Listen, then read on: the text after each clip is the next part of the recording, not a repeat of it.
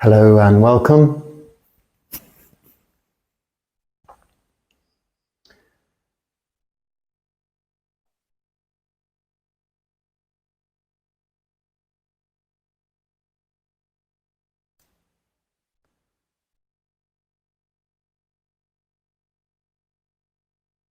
A little quieter. It's the very early hours of the morning. Prior to morning chanting, this is when I normally wake up for meditation. 3:30 now, so I usually wake up for meditation at 3 and meditate to 6 when we have the morning chanting and short meditation. But today I thought, whilst it's quiet, it's cool, I would get on with some of the questions and comments, talk about those, and free up some time later on in the day then, because I have some visitors coming, a visitor, a few other things going on. Still I'm housebound to some extent. I'm not yet able to continue with my alms round, Pindapart, yet. Maybe after this evening, after today, Wednesday, hopefully I can maybe resume that normal activity. But for now, we're here, everything's okay, I'm being well looked after, people bringing me more than sufficient requisites in terms of food and medicines and looking after me. Right, now, I'm still awaiting, I have ordered some new reading glasses, but they're going to take a little while to arrive. I think they're due any day. I still have my old ones which I've super glued together in order that I can read this long question. The short ones are okay because I can expand them, but the long ones I need to keep small. Okay. Yes, thank you first for your appreciation, subscriber. Moving straight on to your question. The walking meditation you discuss in the video is samatha meditation, solely focusing on an object. But we can practice vipassana in walking meditation, ? Does this mean that I focus on my steps and when there is a sound, sensation, thought, etc., I take note of them and then refocus on my steps? Or should I not pay attention and just concentrate on the steps? A small additional question. In Vipassana, when noting phenomena, what does noting mean? For example, when thinking about something, should I note thought? Should I say the word verbally in my head, thinking several times, or simply become aware of the thought without using verbal words? Okay. Let's go to the first statement. Walking meditation. In the walking meditation you discuss in the video is samatha meditation. No, it isn't. I refer to samadhi. Now this could be just semantics and words, but it's not just that. It's quite two different words in the Pali tradition. Let's take the Noble Eightfold Path. Samasati, which is right mindfulness, Sama Samadhi, 7 and 8 of the Noble Eightfold Path. Sama Samadhi, right concentration, it is translated as usually, but right meditation. Sama Samadhi. It's not Sama Samatha. Samatha in Sanskrit, I think, might mean samadhi, but in the Pali tradition, in the Pali canon, where the Buddha's words, his teachings, the Dharma come from, he refers to samatha vipassana. Now these are, again, not things you do. Vipassana, meditation, is not a type of meditation. The Buddha describes 40 meditation objects. One of them is not vipassana. Anapanasati is mindfulness of breath, for example. It is a type of meditation. What vipassana means in Pali is seeing clearly. What samatha means in Pali is tranquility of mind. There is also another Pali word, passaddhi, which means tranquility, literally. But samatha is an overall calmness of mind. It's a quality we are trying to attain through the practice of samasati, right mindfulness, and sama samadhi, right focus of attention. And what I'm referring to in walking meditation is having your focus of attention on stepping right, stepping left, stepping right, stepping left in its simplest of forms. This can be expanded to lifting, moving, placing, and any variations on that. Or simply a word, bhutto, bhutto, bhutto. Be happy, anything you like. But a rhythmical left, right, to focus your attention on the action of walking. Therefore, using walking, stepping as your meditation object. This is samadhi, not samatha. The result will be samatha, a calmness, a peace of mind.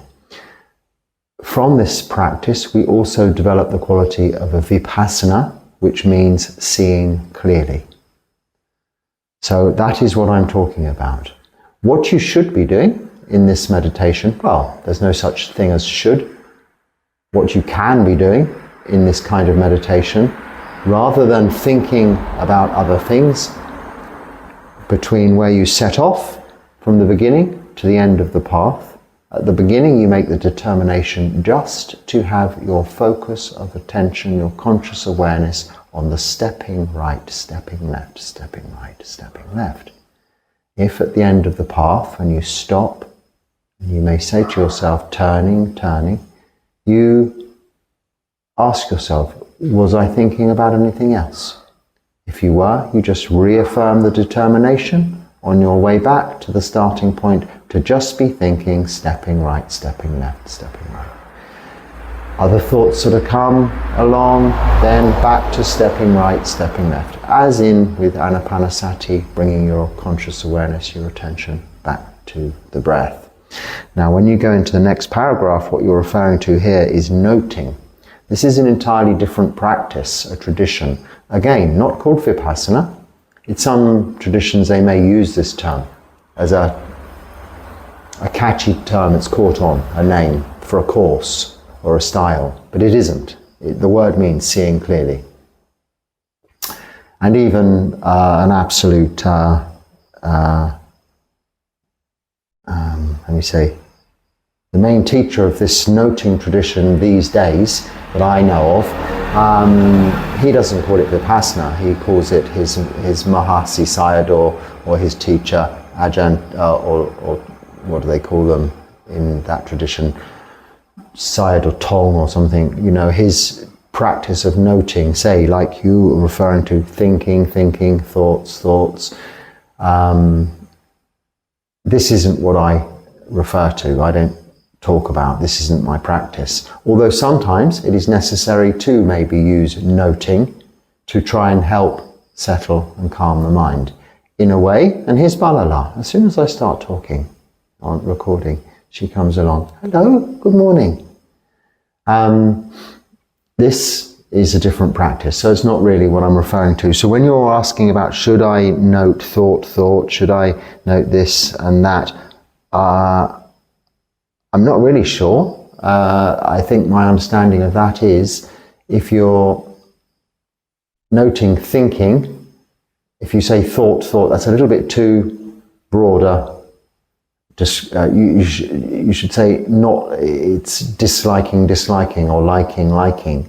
Thought is a bit general and all-encompassing, but primarily your attention should be drawing towards just the feet, the action of walking, and not all of these other things. Let me see if I've... So in the answer, at the end of your first question, should I not pay attention and just concentrate on the steps? Yes. But can we practice vipassana in walking meditation? You can't practice vipassana, you develop the quality of vipassana, but you are practicing this focus of samadhi, and this is mindfulness. You're practicing sati, mindfulness of stepping right, stepping left, stepping right. Okay. Now this may seem that I'm just messing about with words, but these words are very important. If we restrict our conversation here to just the Pali language when using Buddhist terminology, then this is the right way to do it. We can't interchange with two languages. It's complicated enough with one, but it actually becomes simplified when you understand these Pali terms in their true meaning, rather than trying to cross-reference them with other languages and start discussing language differentials. We should be just discussing the practice, and where possible using, for the purposes of this conversation, English, because this is the only language I can speak. So I'm referring to as much as I possibly can in English, being the only language I understand. Unless it's appropriate to use Pali words, which I'll usually try to translate also into English. Okay, the sound quality was especially good on this video. Well, thank you. Thank you for the, yes, and hope this feedback's useful. Thank you. Yes, I mean, I don't really have much control over the sound quality. I've learned that I need to only push the button a certain amount of times when I turn it on, and that seems to have balanced things out a little. We did have some problems once. And our very long comment with regards to Ratapala, a disciple of the Buddha, whom wanted to ordain. Actually, what this is in reference to, I've lost the question. Yeah, what this is in reference to is more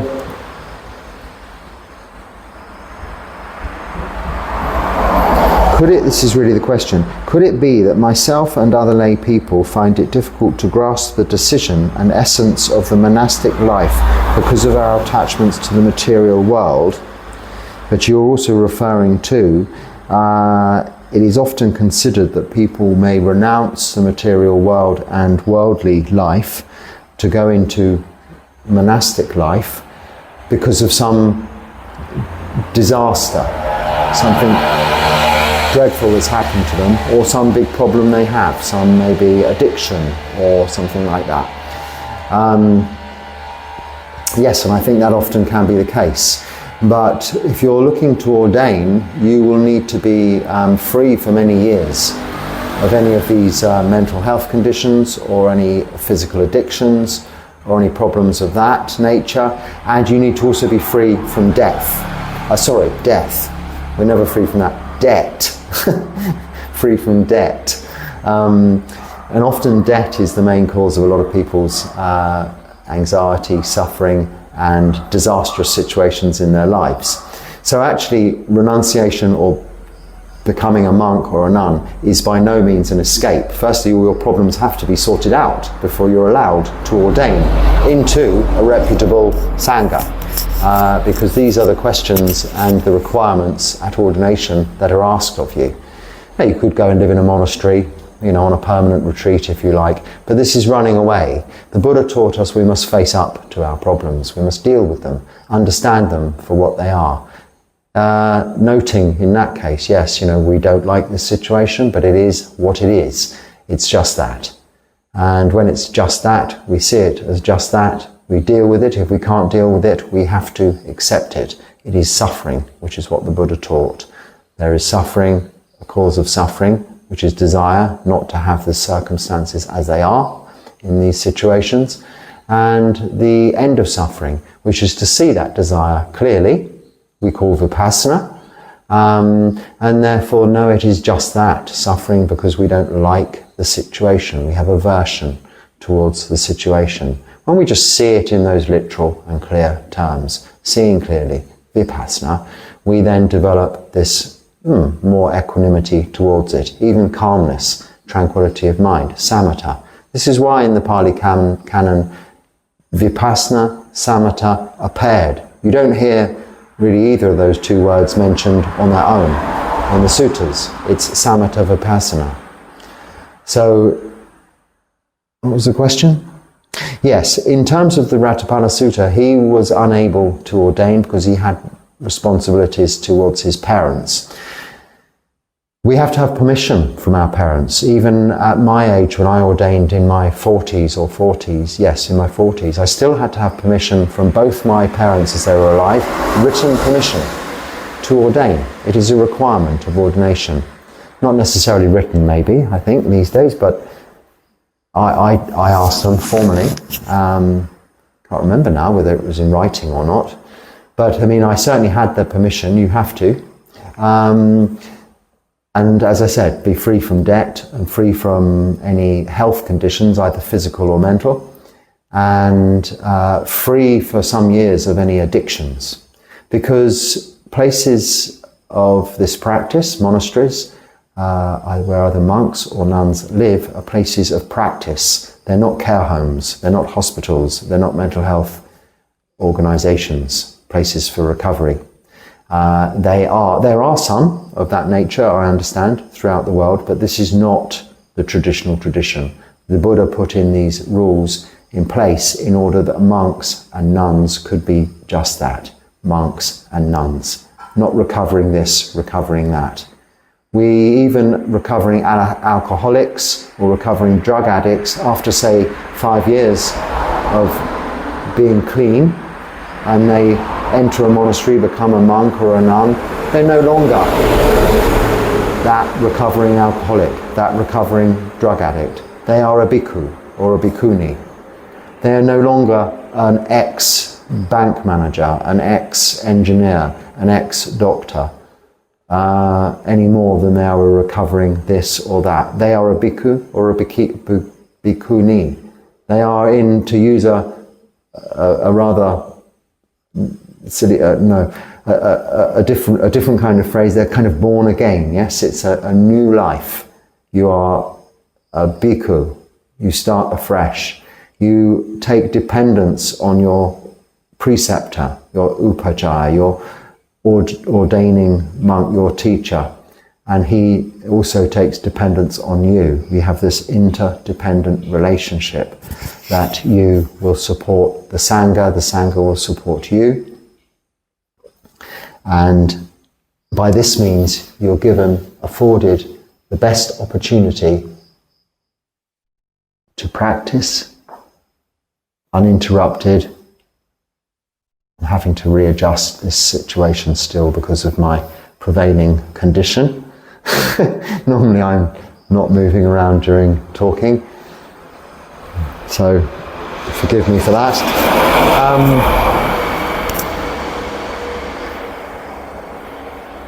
So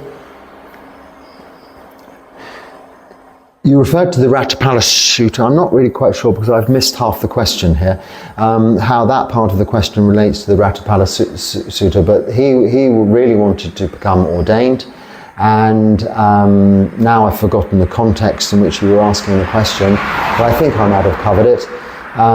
Essentially, no, it shouldn't be that all monks and nuns have come from an unfortunate background. In fact, more to the point, if you've got a very good and successful and happy and content life, and then you ordain, you become a monk or a nun, then you really are ordaining for the right reasons. It's not escape. It's not running away. In fact, it's giving yourself the opportunity to work towards freedom from suffering in this lifetime, but through real renunciation. You have things to give up. If you've lost everything and you've not got anything to give up, then you're just taking refuge, which is okay also. There's nothing wrong with that, as long as you're fit and healthy and understand that is what you're doing. But those whom ordain, whom have okay lives in worldly life, are really doing it because that is their choice, not out of necessity, and it's because they see the wisdom in this practice. Okay. So someone here has come off the alcohol. Thank you so much for explaining. Well, you're welcome and good luck. I hope you can stay off the alcohol.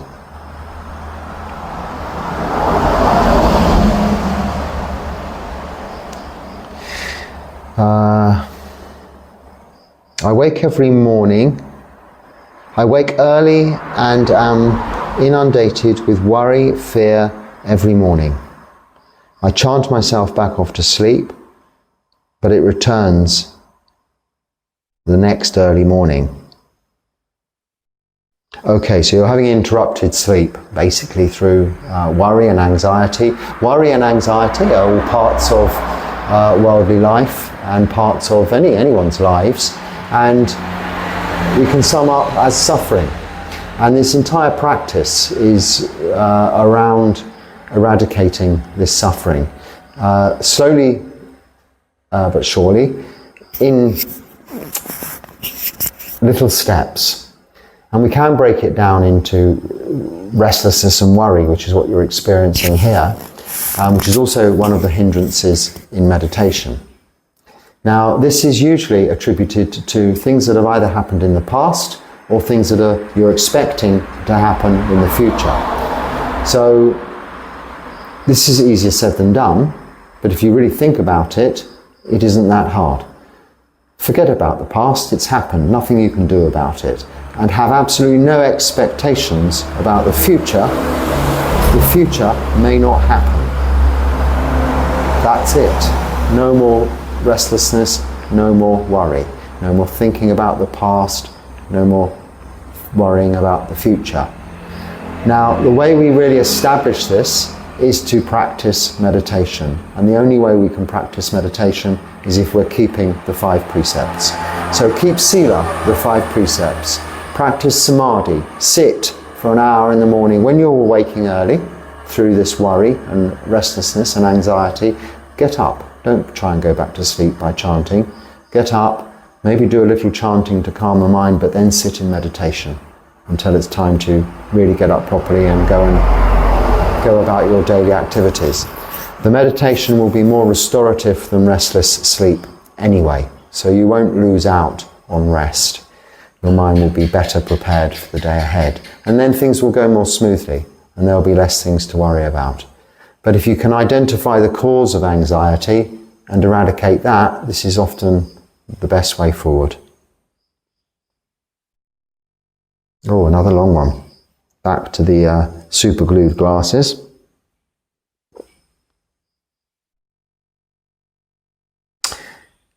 Well, someone also having trouble with sleep through restlessness and worry. My question is, do I simply embrace anxiety, which I have been doing already, or will it eventually go away? Or is it that desire for it to go away part of the problem?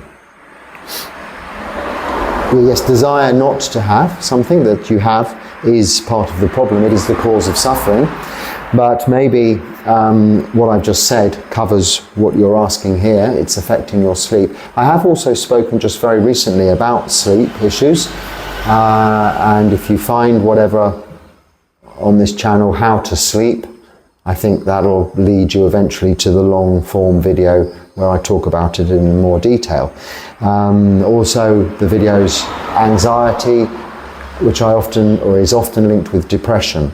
So whether you feel you're depressed or not, maybe watch those videos where I speak very much in detail about anxiety, how to deal with that, and depression. In summary, it is again only about the past and the future. We're never really having much of a problem in the present moment. If you look at it that way, what can happen in a moment? The worst thing is you'll die in a moment, and that is how we die, in a moment. But what we're concerned is what leads up to it and what happens after it. Well, we don't know what happens after it, and what has led up to it has already gone. So it's just this moment we have, where there is no anxiety, no pain, no suffering, in this moment, here and now. Yeah. Someone talking about trying to get the questions more clearly here. How about if we type question? It says, no, there's no need to do that. If you put a question mark,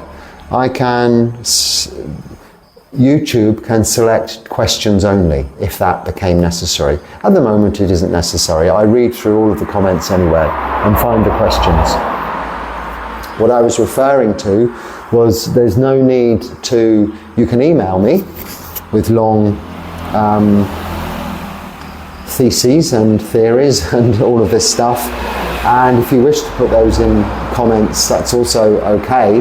But it's very difficult for me to reply in comments to anything over a certain length because I cannot see the entire question when I'm replying. I only have a little phone. There's no computers, offices or anything around here that I use. I just use this old cheap phone. So if the question's more than a few lines long, I have to know the whole question. When I'm replying, I can't see the question. Now you could say you could copy, cut and paste and all of this. I'm a monk. That's it. I'm practicing Sila, Samadhi, Panya. I'm not an administrator. I've done all that, left all that behind, renounced it. So nice, concise, simple questions will get nice, well, not necessarily. I'll try to give nice, concise, simple answers. If you want to write big, long theories, then that's fine. But if the question is hidden amongst it, sometimes that is difficult for me to pick up on the question. That's what I was referring to. I mean, whether you write it in big block capitals with question in front, if it's preceded by a whole life story, I can't see it on the screen. It's gone. Or, it's difficult to explain. You can make comments, you can make questions. I can find the questions. This is no problem. What I was trying to direct people towards more asking questions about the practice. So either sila, moral virtue, about meditation, samadhi, or about developing wisdom, and not to be asking questions about comparative religions, speculation on the origins of the universe, whether COVID was a real thing, did man really land on the moon, and is the world flat? This is not what I intend to do on this channel or with my time speak about. For me, that would be what we call sampapalapa, useless, fruitless talk. Interesting and entertaining, even those conversations with comparison of Jesus to the Buddha or Muhammad and so on, but not part of this practice. And I really need to keep these talks, these questions and answers sessions directed within the parameters, the guidelines of that, Sila, Samadhi, Panya, which encompasses so much. There's enough to talk about there without going into diversification into other areas.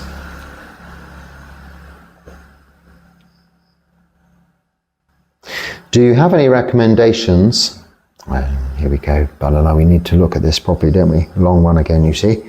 Do you have any recommendations? This isn't too long. There's no criticism here. Do you have any recommendations on reading / understanding the Vinaya? Question mark, you see. You tell us some bits of Vinaya now and then, but do you recommend any comprehensive book or course like those books by Bhikkhu Bodhi? Is it any useful for a lay person to understand the Vinaya? Does it have any application in lay life outside of the Buddhist country? Okay, in answer to your first question, no and no and no. And yes. The Vinaya is the rules for monks and nuns, and it does have relevance in lay life. I've given you a link, and I can send anyone a link if you can't find it under this comment, to a book which is a guide for, the book is called, well, it doesn't say here, I've forgotten now, a guide to the rules for bhikkhus, a guide to the bhikkhus' rules for lay people. If you Google that, you'll find a comprehensive booklet, not an entire book like the Vinaya, which is 5 books of the Tripitaka. It is just a concise summary of the rules in the Vinaya that apply to the relationship between lay people and monks and nuns. The rest of the Vinaya isn't really of any practical use for lay people, because they're living the lay life. It doesn't apply.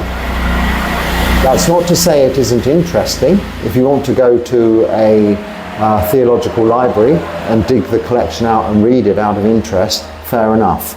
But the likes of translators like Bhikkhu Bodhi haven't translated, or any people haven't translated or published many books on Vinaya, as there are many of the Sutta Pitaka. The Vinaya Pitaka is the rules for 3 Pitakas. There's Vinaya Pitaka, 3 baskets. Tripitaka means 3 baskets. The Vinaya Pitaka, rules for monks and nuns. Sutta Pitaka, the word of the Buddha, the teachings, the Dharma, and the Abhidharma, which is, I don't talk about. So the first 2 are of immense relevance to me. The middle, the Sutta Pitaka, is of immense relevance to you and all lay people. It is the word of the Buddha, the teachings of the Buddha, and includes a lot of these rules in terms of, you'll see how the monastics behave in comparison to lay people. And in this you'll learn all there is to know about Buddhism. If you're thinking of becoming a monk, or when you're ordained, then you have to understand and learn the Vinaya Pitaka, which is 5 books, including a very interesting books or interesting part covering the origin of these rules and why we have some of the rules we do.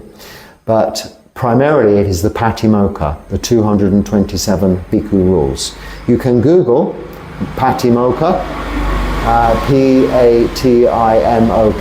and Wikipedia will give you the entire Patimokkha in English to read, and you'll be very bored after the first few lines if you're not a monk or a nun, because a lot of it seems irrelevant, as it is for lay people. That is the main content of the Vinaya Pitaka. It's there on Wikipedia.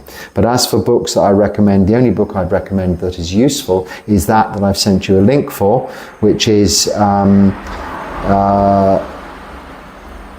guide to Bhikkhus' rules for lay people. Please someone ask me again if that isn't clear when you try and Google a guide to Bhikkhus' rules for lay people. If you Google and that doesn't work, then please send me another message, and I'll make sure I put another link in, or the proper title for you to search. So that's why people like Bhikkhu Bodhi don't have, there aren't sort of published commentaries or translations of the Vinaya Pitaka so much, because it's not relevant. I mean, it's like you might like driving cars, but you don't have to have a mechanic's handbook and qualifications.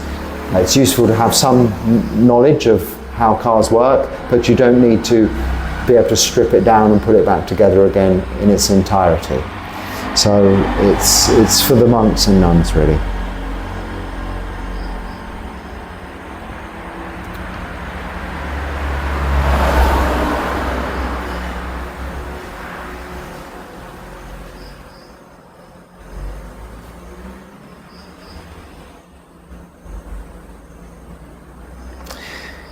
So someone agreeing that sound, noise, this kind of thing helps generate some energy.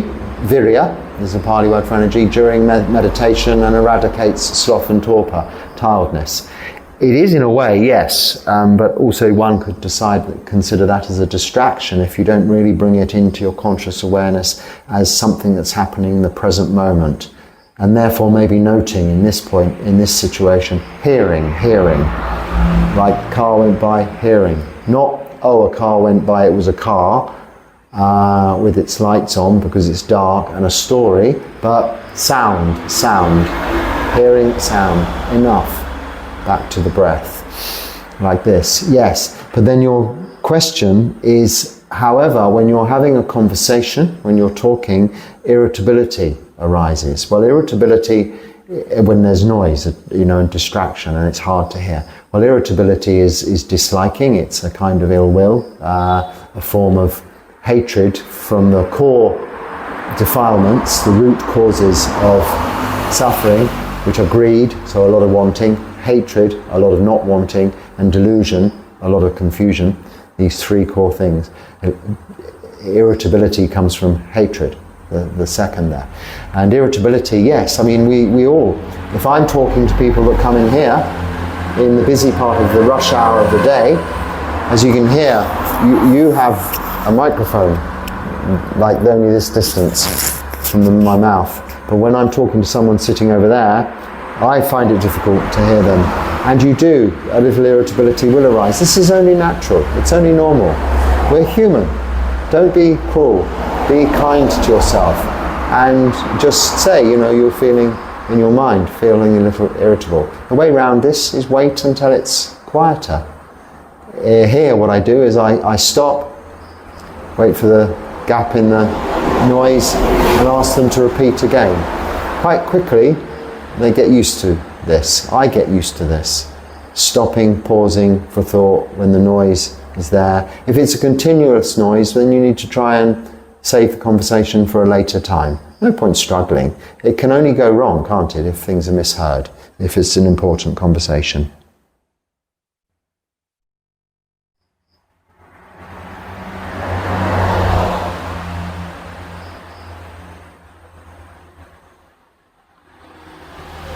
And I think for now, that will do. There are a couple of comments that, here's one. I think monks should not think about enjoy your meal, because monks have meals only to sustain life, not for enjoy eating actually. This is a standard way of monks' life in Thailand. I know. I lived in Thailand and stayed in Thailand for a long time. I was a monk.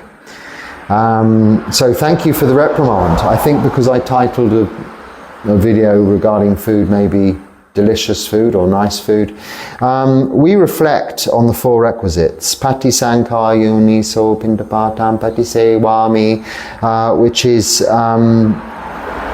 one of our reflections before we eat our meal, a chant, reminding ourselves we're eating not for beautification, fattening or enjoyment, but purely to sustain our lives for another day, to practice the holy life. We reflect this in the evening chanting, we reflect this before our meal, as we do with the requisites of shelter, clothing and medicine also. We are very aware of that as monks, as bhikkhus. We don't need to be told off for saying food is delicious, however. It is perfectly acceptable to enjoy food. In fact, our bodies require a certain amount of appeal for food before us before they can correctly, properly digest food. This is why food has taste, why food has aroma. It helps build up the saliva in the mouth to chew the food. It helps build up the gastric juices to digest the food. So without going into or trying to defend myself for saying something was delicious, it was just a snappy title, actually. I don't chant, oh, this food is delicious, this food is not delicious, I'll only eat delicious. We eat anything that is put into our bowl. And we do enjoy it. We enjoy it because of the gratitude we have for the offering of that food. So I appreciate where you're coming from with your comment, but I don't really appreciate, I don't mind admonishment where I am wrong, or reprimand where I am wrong from my teachers, from other monks. If you're a monk, please forgive me. If you're not a monk, when you go offering dana, I'm sure you make it as attractive and as best as you can, and you offer only the best food you can. You don't get the worst kind of food from your stores and say this'll do, because they're not supposed to enjoy it, do you? So maybe it was a language issue here, a misunderstanding, but thank you. In Thai and English, the telling off is noted. But monks everywhere, it's not just Thailand, I can assure you, we have the same Vinaya, the same precepts throughout the world.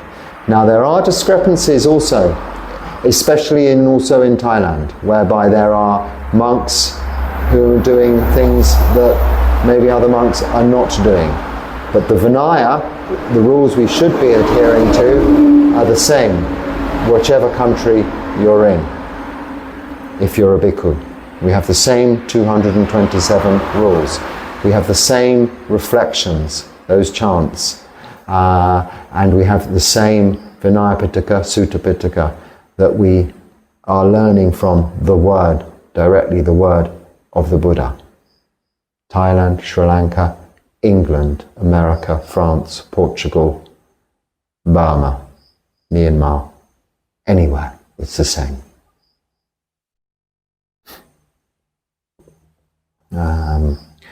Final question. Dude, where's your clothes? I'm wearing them. This is my entire outfit, my entire wardrobe, if you like. This is my formal wear, my casual wear, my nighttime bed wear, my winter wear, my spring wear, summer wear, autumn wear. It is my entire wardrobe, worn in different forms sometimes, wrapped a little differently, but it is like a bedsheet sized piece of cloth wrapped around me.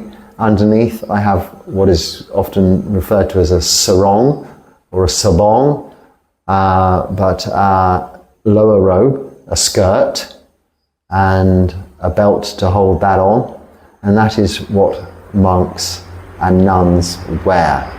We have 3 robes, items of robes. This is the third. It's a double thickness robe, which we just usually have over our shoulder in the temple for formal ceremonial purposes, but it's also useful bed sheet, blanket, ground sheet, whatever you like when you're out wandering and you have little shelter just to keep the bugs away and keep the wind off or the cold off if it's cold. It's our extra robe. It's a formality really that you have when you take higher ordination as a bhikkhu. As a samanera, you just have this one robe, this upper robe, and the lower robe. So yeah, dude only wears this. This dude only wears this stuff. That's enough, because this is a life of renunciation, of course, and it's okay for us to enjoy wearing this simple form of clothing, or not enjoy it, as the case may be. Now, how do I get up without disturbing this wonderful friend of mine? it's not possible, especially in this current condition. So I'll say now, thank you for watching. I hope if there's something useful there, you can use it. If not, just let it go. And can you be happy and stay well?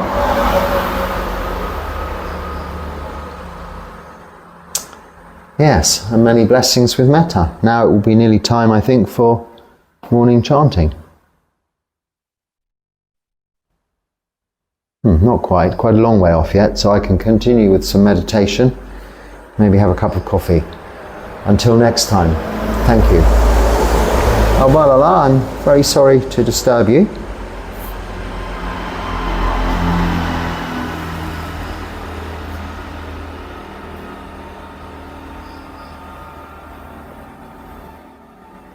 I'll put you on there. That's nice for you there.